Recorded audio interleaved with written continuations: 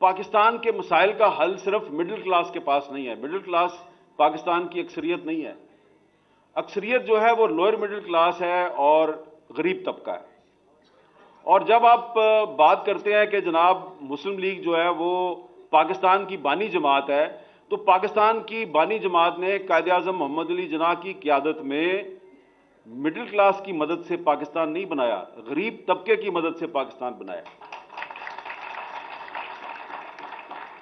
तो बस मैं इब्तिदा में सिर्फ इतनी ही तलख नुमाई करना चाहता हूं कि मुझे ख्वाजा मोहम्मद रफ़ीक साहब की बरसी में कई बार बोलने का एजाज़ हासिल है, ख्वाह वो टाउन हाल हो या अलहमरा हाल हो या ये अवारी होटल हो।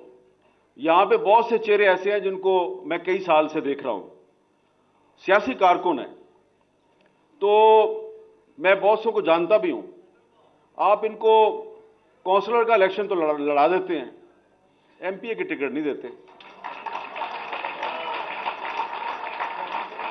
और काउंसलर का इलेक्शन भी आप इसलिए लड़ाते हैं कि आपको अपनी जो ग्राउंड फोर्स है उसमें जस्टिफिकेशन की जरूरत होती है कि ये इलेक्टेड मेंबर है, देखो हमने गरीबों को भी टिकट दिया है।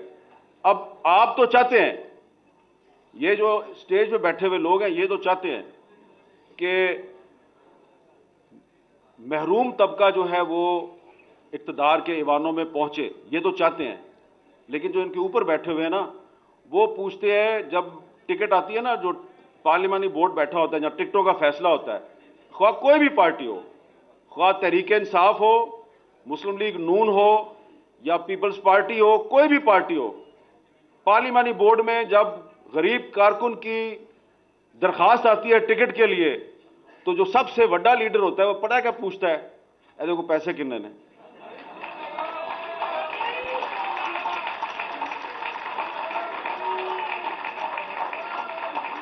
तो इसलिए आप उस वक्त तक, आपके लिए उस वक्त तक गरीब तबका सड़कों पे निकलकर आपके लिए जंग नहीं करेगा जब तक ये जो पंजाब असम्बली है और वो जो इस्लामाबाद में कौमी असम्बली है, जब तक वहां पे उस तबके की नुमाइंदगी नहीं होगी जो सिर्फ यहां पे बैठ के आपकी तकरीरें सुनता है।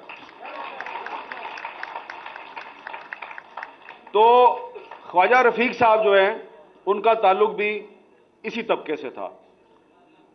जो लोग उनके खानदान के पस मंजर को जानते हैं वो आपको बताएंगे कि पाकिस्तान बनने से पहले ख्वाजा रफीक साहब का खानदान जो है वो ना मिडिल क्लास था ना लोअर मिडिल क्लास था, वो अपर मिडिल क्लास था। उनके जो बुजुर्ग थे ख्वाजा गुलाम रसूल साहब, उनके अमृतसर, दिल्ली और बंबई तक उनका कारोबार फैला हुआ था। और ख्वाजा रफीक साहब जो हैं जब एमए कॉलेज अमृतसर में पढ़ते थे तो कायदे आज़म के हुक्म पर उन्होंने उस वक्त जो पंजाब का उस वक्त जो पंजाब का वज़ीर आला था खिज़र हयात टवाना, उसके बारे में उन्होंने एक मूवमेंट चलाई और उसमें वो गिरफ्तार हुए थे।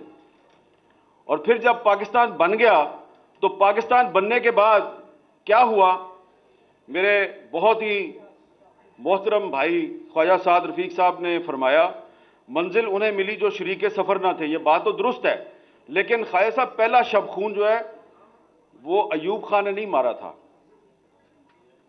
पहला शब खून मुस्लिम लीगियों ने मुस्लिम लीगियों के खिलाफ मारा था। और यह बात मैं इसलिए कहना चाहता हूं यहां पे कि ख्वाजा मोहम्मद रफीक साहब जो हैं वो मुस्लिम लीग छोड़ के अवामी लीग में क्यों शामिल हुए थे, एक सवाल है, इस पर जरा गौर करें। आप तब सब आप यहां पे सियासी कारकुन बैठे हुए हैं, अगर आपके पास इस सवाल का जवाब नहीं है तो यहां बुजुर्ग बैठे हैं, उनको पढ़ें, उनसे पूछें